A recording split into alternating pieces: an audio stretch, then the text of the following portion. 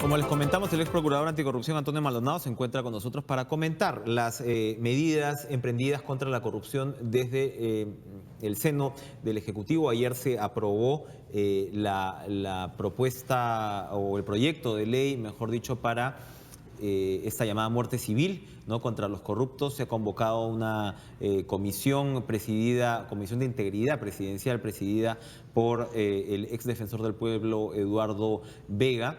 Y bueno, se han tomado pues una serie de medidas que uno dice van a funcionar o no. El caso de Carlos Moreno nos ha confrontado de nuevo, como si fuera pues un fenómeno nuevo cuando no lo es permanente, el tema de la corrupción. Y volvemos, ¿cómo está, Antonio? Gracias por estar con nosotros. Volvemos a enfrentarnos, ¿no?, cara a cara con, digamos, si alguna virtud tiene un caso tan, como comentábamos, grotesco como el de Moreno, es poner así la cosa al desnudo, ¿no? Así es, ¿no? Y puede ser en muchas situaciones que son gente con realmente acceso a la cúpula más alta del poder, que se aprovecha. Que de eso estamos hablando cuando hablamos de corrupción, ¿verdad? ¿Cómo hacer para que este momento sirva de algo, ¿no? A veces uno ya es un poco escéptico con este tema de las comisiones, las propuestas, los diagnósticos. ¿Cómo hacer para que dentro de la estructura del Estado la cultura anticorrupción sea realmente valedera? O sea, pueda reaccionar ante casos como estos, pueda defender al sector público de la lacra de la corrupción. ¿Es posible? Bueno, gracias por la entrevista. No solo es posible, sino absolutamente necesario, y es una medida fundamental que el Estado debe adoptar, porque lo que está en juicio es la propia viabilidad de nuestro Estado, la propia viabilidad de nuestra sociedad, el propio desarrollo hacia el futuro. Entonces, es un imperativo categórico insoslayable. Esto hay que hacerlo de todas maneras. Ahora, el tema de la muerte civil, que por lo general no ha sido pues muy bien recibido, qué sé yo. También hay quienes dicen, hay que tener, digamos, cuidado. No se sabe si esto es lo más importante, lo más necesario. Ayer conversábamos con el ministro de Agricultura. También es cierto que alguien que pasa por el aparato del Estado se va empapelado de juicios, ¿no? Usted lo conoce bien, además, ¿no? Entonces, ¿en qué momento ser más papistas que el Papa puede también ser contraproducente? Esto de la muerte civil, ¿cree usted que esa es un paso en la dirección correcta? Sí, allí hay que tener, como usted bien señala, bastante cuidado y prudencia. Estamos hablando de la inhabilitación. La inhabilitación ya está contemplada para ciertos delitos en el Código Penal: terrorismo, apología de terrorismo, tráfico de drogas, violación sexual. Y hay que tener cuidado en el sentido de que el fenómeno de la corrupción no es un fenómeno exclusivamente penal. Por tanto, la respuesta por la vía penal puede enaltecer la idea de que el derecho penal es el instrumento a través del cual se pueden lograr soluciones eficaces y eficientes absolutas, y eso no es así. Entonces, hay que tener cierto cuidado, porque de un lado, si vemos, digamos, si hacemos un análisis más integral, la inhabilitación perpetua, o la muerte civil, iría en contra de un precepto constitucional y de derecho penal, que es la rehabilitación. Exacto. Y por supuesto, en el terreno de la realidad, la rehabilitación sabemos que es muy difícil, y la resocialización, y si no imposible, pero de todas maneras la medida no puede contravenir de manera categórica este objetivo de valores establecido en el ordenamiento jurídico Hay que tomarlo entonces con esas consideraciones, ¿no? Ayer Rosa María Palacios, por ejemplo, ha publicado una reflexión muy interesante, distinguiendo la medida de la respuesta en el ámbito penal y en el ámbito administrativo, tratando de matizar lo que sería una medida de una dureza y de una radicalidad muy intensa, de lo que sería, digamos, un ámbito más racional y administrativo. En términos ya de lo que es la estructura del Estado, se supone que hay una Contraloría, ¿no? Se supone que el órgano anticorrupción, ¿no?, por excelencia es o debería ser la Contraloría. ¿Deberíamos ir por un verdadero fortalecimiento de este órgano o hay otras medidas que se pueden tomar en términos de cómo ir detectando la corrupción en los diferentes estamentos del Estado y advirtiendo sobre esto y sobre todo deteniéndola? El fortalecimiento de la Contraloría es fundamental y es crucial y eso hay que hacerlo. Creo que la Contraloría tiene una experiencia que debe evaluar, debe reflexionar acerca de si esta experiencia institucional ha servido o no de manera eficaz en la lucha contra la corrupción y sobre todo en la prevención de la corrupción. Pero no basta esto, yo creo que hay que desarrollar una política de Estado holística e integral que construya o que termine de construir, ya digamos, en esto hay antecedentes muy interesantes como el trabajo de la CAN, el Plan Nacional Anticorrupción, etcétera, que termine de construir una política de Estado holística e integral, que incluya, por ejemplo, como ayer lo ha manifestado un pronunciamiento de organizaciones de la sociedad civil, la necesidad de una reforma institucional. No se pueden adoptar medidas aisladas, por ejemplo, que no incluyan con una mirada integral holística la reforma del sistema de administración de justicia. Paralelamente a la acción de la Contraloría está también la acción del Ministerio Público. El Ministerio Público es el titular de la acción penal pública, es el instrumento encargado de investigar y de reprimir en el marco del Estado de Derecho todos estos delitos.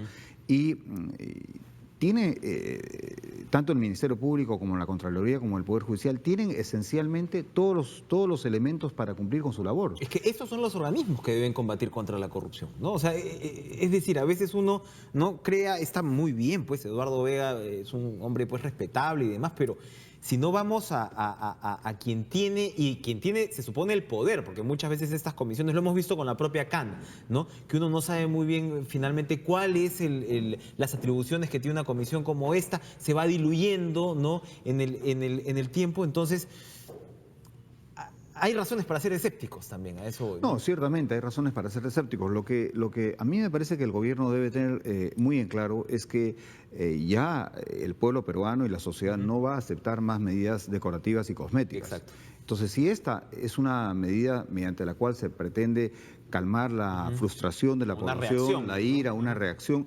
Bueno, usted bien lo señala, ha sido una reacción. No debiera haber sido una reacción, debiera haber sido una propuesta coherente con lo que se dijo en la campaña electoral. Dos puntos ahí. Uno es, conversábamos sobre las experiencias internacionales que pueden servir porque finalmente de eso se trata, ¿no? Experiencias de política que puedan, de repente, si no replicadas, servir algún tipo de referencia. Una es la de Guatemala.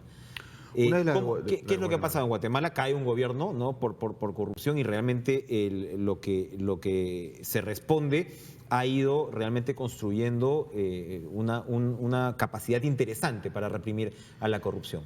¿Qué se puede aprender de allí? Lo de Guatemala es interesante en el sentido siguiente. Guatemala es un país que inicia un proceso de justicia transicional, es un país que sale de un conflicto armado interno gravísimo.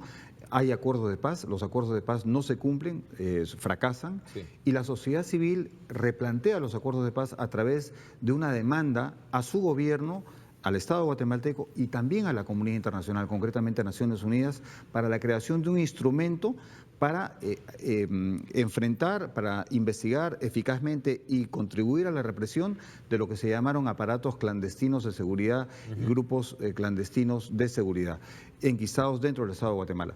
El problema que nosotros enfrentamos es un problema en alguna medida parecido porque en Guatemala lo que ocurrió fue una cooptación del Estado, o sea, grupos infiltrados en el poder que llegaron a cooptar el Estado nada menos que en el nivel de la Presidencia de la República. Y con dos elementos importantes, una reacción muy fuerte de la sociedad civil guatemalteca y un instrumento internacional independiente, con mucha fuerza, sin compromisos, porque lo que lamentablemente vemos en el sistema de administración de justicia peruano es que los casos se diluyen porque no existe el suficiente rigor en la investigación y en la actuación independiente e imparcial pero es que eso es clave, cuando usted dice el tema de un organismo que va más allá de la veeduría, ¿no?, en este caso un organismo adscrito a Naciones Unidas, que se están dando experiencias similares en otros lugares de Centroamérica, ojo, ¿no? Sí, en Honduras también con la MASI. Sí. el Poder Judicial hasta ahora no llega pues a un punto, por ejemplo, de hablamos todos, ¿no? Pero el Poder Judicial no enfrenta su propia reforma como debería. No, y no Se creo... supone que se defiende la autonomía del Poder Judicial, pero es poco el nivel de autocrítica que uno ve desde allí. Sí, yo creo que a esta altura de la historia institucional del Poder Judicial es muy difícil que el Poder Judicial lo haga por sí mismo. Y esto incluye también, a mi modo de ver, al Ministerio Público. Lo que la experiencia de la CICIG demuestra es que si no se atacan no solamente los casos concretos de corrupción, sino además se hacen reformas institucionales que incluyen, por ejemplo, la selección y nombramiento de magistrados, y esto en el Perú tiene que ver precisamente con un libro presentado ayer por el IDL, por la doctora Cruz Silva, titulado Paren la farsa, que se refiere a todos los problemas que está teniendo el Consejo Nacional de la Magistratura en el Perú. En el caso de Guatemala no ha bastado, por supuesto, ha sido importante enfrentar los casos de corrupción que ha llevado nada menos que a un presidente de la República en ejercicio y a su vicepresidenta a la cárcel. Procesados por delitos de corrupción. No ha bastado eso. En Guatemala, la CICIG ha promovido reformas institucionales que empiezan con la selección y nombramiento de magistrados, que es por allí donde se empieza a cooptar el Estado y por ahí se empieza a infiltrar la corrupción. El tema de la corrupción es muy fuerte en nuestros contextos porque generalmente estos sistemas de corrupción logran infiltrarse en las jerarquías más altas del Estado. Entonces, en países donde, por ejemplo, en el caso del Perú, el Estado peruano, la figura del presidente es muy importante. El presidencialismo peruano es muy fuerte, tiene un impacto muy relevante en la institucionalidad. Entonces, si alguien desde esa estructura propicia un sistema de corrupción como el que hemos visto en el caso de este señor Moreno, bueno, la cosa es muy grave. Pero pensemos, ¿qué ocurriría si...? Y uno dice, ¿cómo en Palacio se permitió que una persona así no vaya, no nadie duda pues de la integridad de los demás consejeros, del propio presidente, pero digamos, ¿qué medidas son las que se toman? Es como que se toma a la ligera, que venga más o menos cualquiera, ¿no? Y no hay un proceso de selección del personal, claro, pues, pero un poquito más limpio. Eso es totalmente cierto. Si analizamos la dimensión del efecto negativo de este caso, y si lo ponemos en un sentido contrario, es decir, si el presidente se hubiese rodeado de un círculo virtuoso, el impacto sería altamente positivo. Bueno, está reaccionando, como usted bien lo señaló, la designación del doctor Eduardo Vega es muy positiva, es una persona de integridad absoluta y que estamos seguros va a contribuir a reforzar, a fortalecer este proceso. Pero, de todas maneras, acá hay que hacer cosas mucho más integrales que las que se están proponiendo. Así es. Antonio Maldonado, ex procurador anticorrupción, muchas gracias por su visita. Puntos claves, yo creo. ¿Deberíamos evaluar algún tipo de evaluación internacional que vaya más allá? ¿Qué vamos a hacer con el Poder Judicial y con el Ministerio Público? Correcto. ¿Qué vamos a hacer con la Contraloría? Correcto. ¿No? Yo creo que esos son puntos que todavía están un poquito ausentes de esta discusión. Están ausentes, definitivamente. Muy bien, muchas gracias por estar con nosotros. Muy interesante. Vamos a ir a una pausa de inmediato. Ya volvemos, no se vayan.